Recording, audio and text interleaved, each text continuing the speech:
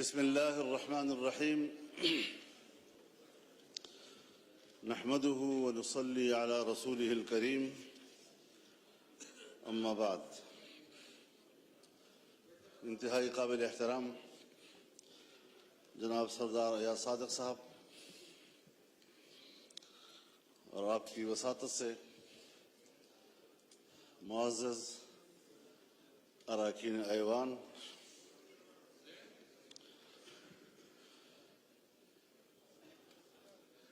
حلف برداری کے بعد میں پہلی مرتبہ ایوان میں حاضر ہو رہا ہوں اور یہ بھی ارادہ ہے کہ کچھ معروضات آپ کی خدمت میں پیش کر سکوں۔ مجھ سے پہلے جناب اسد قیصر صاحب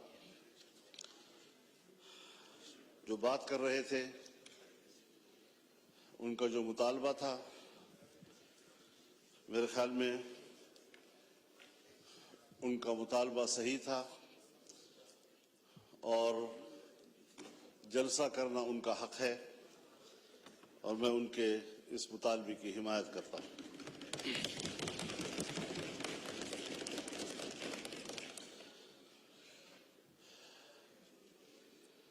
لیکن جناب اسپیکر،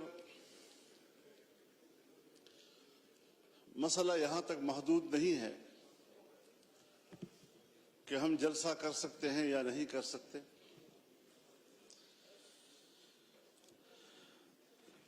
اس بات پر سنجیدگی سے غور کیا جائے کہ ہمارا ملک آج کہاں کھڑا ہے۔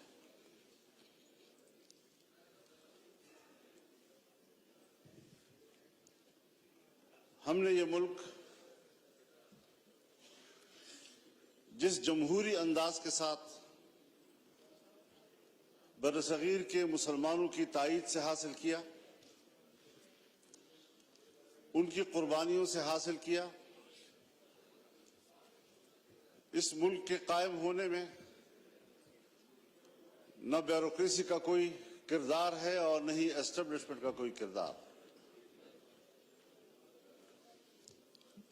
لیکن اس بات کو سوچا جائے کہ آج عوام کہاں کھڑے ہیں اور اسٹیبلشمنٹ کہاں کھڑی ہے۔ کیا وجہ ہے کہ مسلسل ایوان پر سوال اٹھایا جا رہا ہے، ہماری عوامی نمائندگی پر سوال اٹھائے جا رہے ہیں؟ کیا یہ عوام کے نمائندہ پارلیمنٹ ہے یا یہ اسٹیبلشمنٹ کا ترتیب دیا ہوا پارلیمنٹ ہے؟ اس سے کب نکلنا ہے ہم نے، یا مزید دھستے چلے جانا ہے؟ یہ ملک جس میں حکومت محلاتی سازشوں کی بنیاد پر بنتی تھی اور ٹوٹتی تھی، بیوروکریٹس فیصلہ کرتے تھے آج وزیر اعظم کون ہے تو کل وزیر اعظم کون ہے۔ ایک زمانے میں ملک کے ایک صدر مملکت نے اپنے دور حکومت میں 5 وزیر اعظم تبدیل کیے۔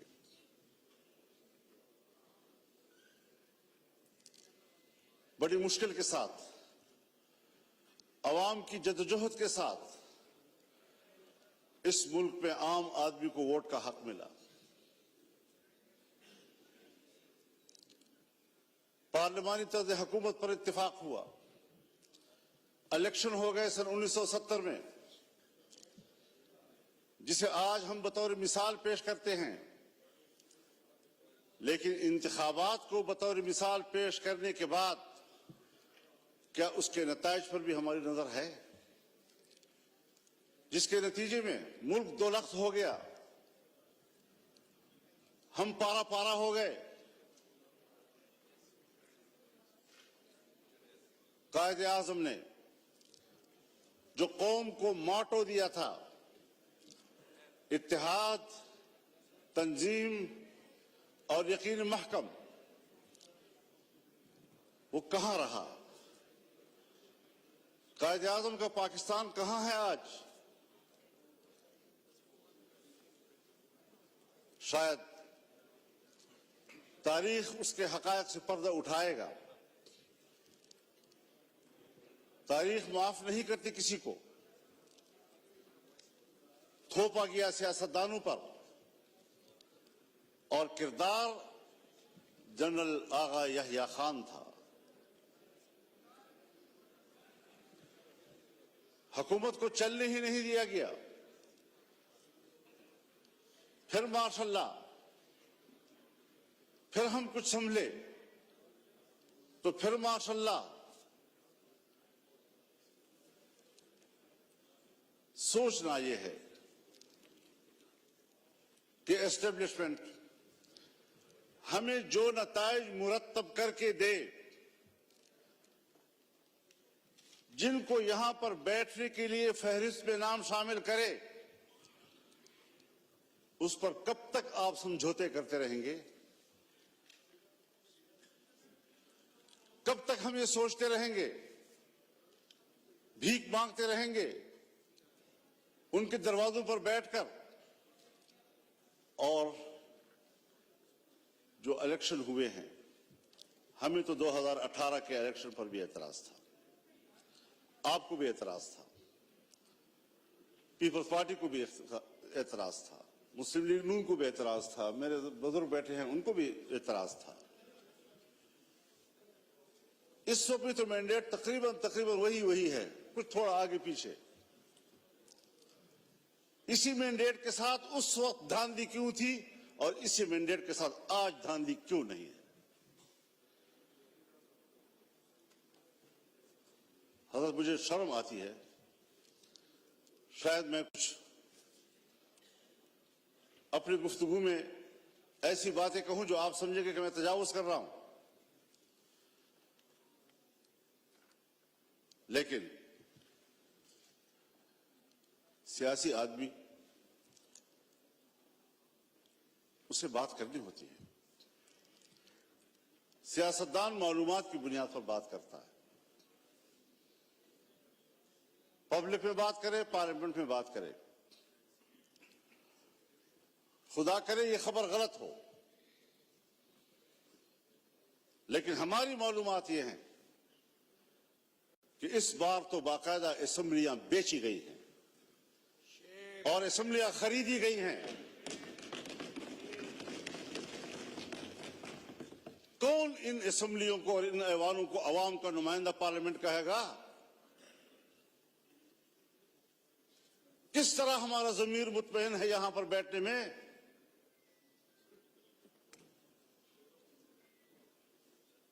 हारने वाले भी परेशान और जीतने वाले भी मुतमईन नहीं।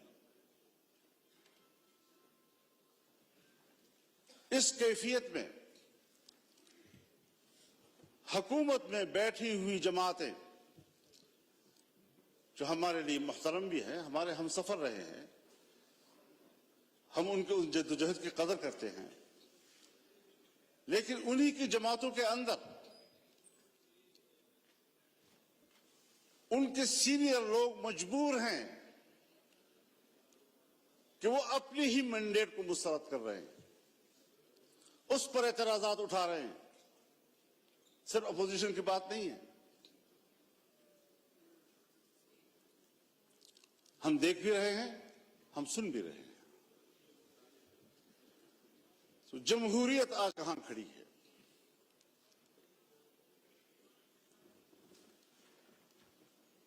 ये सिर्फ इसलिए हम यहां कमजोर बैठे हुए हैं कि हमने हर मरहले पर कंप्रोमाइज किया है, हमने अपने उसूल पे समझौते किए हैं, हमने अपनी जमहूरियत बेची है, हमने अपने हाथों से अपने आका बनाए हैं,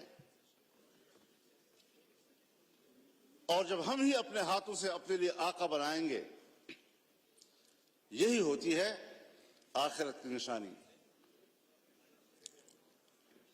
जब रसूलुल्लाह सल्लल्लाहु अलैहि वसल्लम से हज़रत जिब्रील ने पूछा کہ آپ قیامت کی علامات کے بارے میں بتائیں، تو آپ نے پہلی بات کی ان تلد الامۃ ربتہا، کہ مائیں اپنے لیے مالکائیں جنیں گی، یعنی بیٹیاں مالک بن جائیں گی اور ماں کو نوکر اور گھر کے مزدور کی طرح دیکھیں گی۔ اس مثال سے آپ خود سمجھ لیں کہ جو آپ کے ماتحت ہونے چاہیے تھی، جو آپ کے حکم پر چلنے چاہیے تھے، وہ آج ہمارے آقا اور ان کے حکم پر ہم چل رہے ہیں۔ ہم یہاں پر ایک قانون پاس نہیں کر سکتے۔ جناب اسپیکر صاحب، آپ گواہ ہیں، آپ گواہ ہیں، آپ کی پوری جماعت گواہ ہے۔ ہم نے ایک اجلاس میں ایک قانون سازی پہ بات کی، اس کے لیے کمیٹی بنی،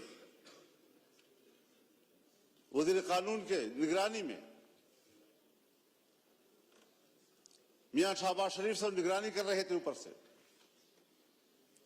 ہمارا اتفاق ہوا دینی مدارس، ان کے وفاق، حکومت کے درمیان اس مسودے پر اتفاق ہو گیا۔ اتفاق رائے کے باوجود اسمبلی میں نہیں آ رہا، اس لیے کہ اجازت نہیں۔ کرتے کرتے بالآخر اسمبلی میں آیا وہ، اور آیا تو خواندگی کے دوران روک دیا گیا اور پاس نہیں ہونے دیا۔ ہم پارلیمنٹ ہیں، ہم نے اس پہ اتفاق رائے کیا،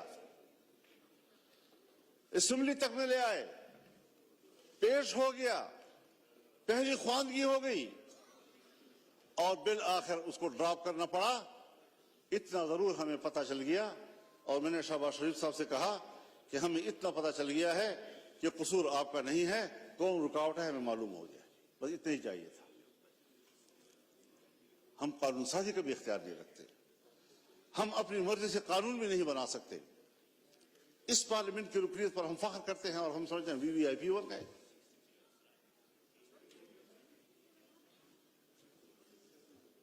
آج ذرا موازنہ تو کیجیے جناب اسپیکر،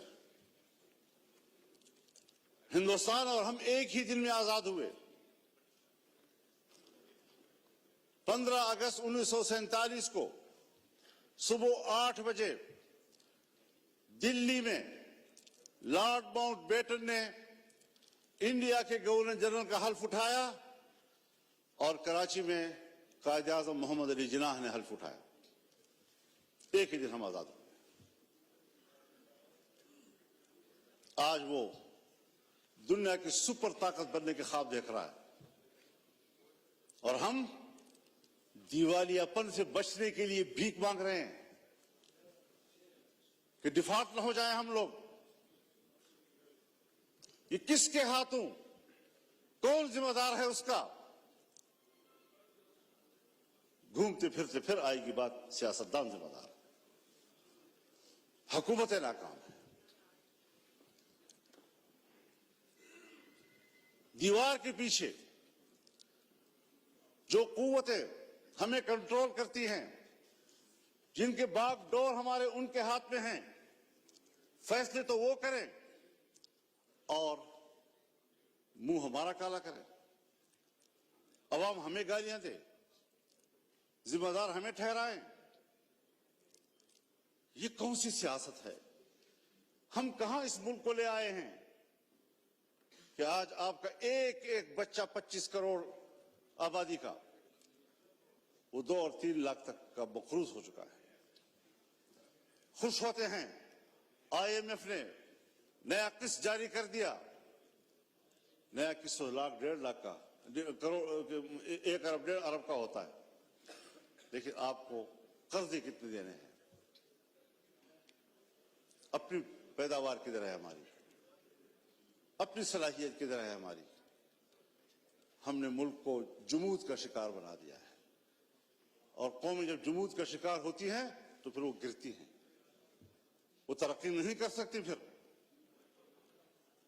ذرا حساب لگائیں, جس ہندو کو ہم سارے القاب دیتے ہیں, سارے برے القاب ان کے, سارے اچھے القاب ہمارے, لیکن نتیجے کے لحاظ سے کارکردگی کی بنیاد پر ذرا اس کا بھی تجزیہ کر لیں, اپنا بھی تجزیہ کر لیں. گھر میں بیٹھے ہوئے ہیں ہم لوگ, ہم آواز سے بات کر رہے ہیں, کیوں ایک دوسرے سے بات چھپا رہے ہیں؟ یہ ساری وہ چیزیں ہیں. ہم نے ملک حاصل کیا اسلام کے نام پر. آج پاکستان دنیا میں ایک سیکولر اسٹیٹ کا روپ دھار چکا ہے. کہاں ہے لا الہ الا اللہ؟ 1973 میں ہمارا آئین بنا, 1973 میں اسلامی نظریاتی کونسل بنے, 1973 سے آج تک تمام قوانین کا جائزہ لیا گیا. اگر کوئی خلاف اسلام قانون موجود ہے تو قرآن و سنت کے مطابق قانون کی سفارش کی گئی, سفارشات کی رپورٹیں ایوان میں آ گئی, لے کر دی گئی. کوئی آپ ایک نشاندہی بحیثیت اسپیکر کر سکتے ہیں کہ سن 1973 سے لے کر آج تک اس کونسل کی سفارشات پر اس پارلیمنٹ نے ایک قانون سازی بھی کی؟ ایک. اسی لیے کہ جن لوگوں کو ایوان میں لایا جاتا ہے, جن لوگوں سے ایوان بھر دیے جاتے ہیں, ان کو قرآن سننے سے کوئی دلچسپی نہیں ہے, پاکستان کے نظریے سے کوئی دلچسپی نہیں ہے. کیسے آپ دنیا میں شناخت کرائیں گے اپنی کہ ہم ایک اسلامی مملکت ہیں؟ آپ کا آئین کہتا ہے کہ حاکمیت اللہ رب العالمین کی, اور ہم روئے زمین پر اللہ کی نیابت کرتے ہوئے, عوام کے نمائندے روئے زمین پر اپنے مملکت پہ اللہ کی نیابت کرتے ہوئے ان کی تعلیمات کے مطابق قانون سازی کریں گے. ہماری انفرادی اجتماعی زندگی قرآن و سنت کتابیں ہوگی. یہ میں نہیں کہہ رہا, میرا آئین کہتا ہے. یہ میرا آئین کہتا ہے کہ اسلام پاکستان کا مملکتی مذہب ہوگا. یہ میرا آئین کہتا ہے کہ قانون سازی قرآن و سنت کے تابع ہوگی. یہ میرا آئین کہتا ہے کہ قرآن و سنت کے منافق کوئی قانون سازی نہیں ہوگی. اس پر کوئی عمل درآمد کاغذی حد تک بھی آپ تو ان اداروں کو بھی پابند کر رہے ہیں, نیست و نابود کرنا چاہتے ہیں جو ادارے آپ کے اس ملک میں کسی طرح دین و مذہب کی علامت ہیں. ان کو آپ معاشرے کا مین سٹریم ہی نہیں سمجھتے.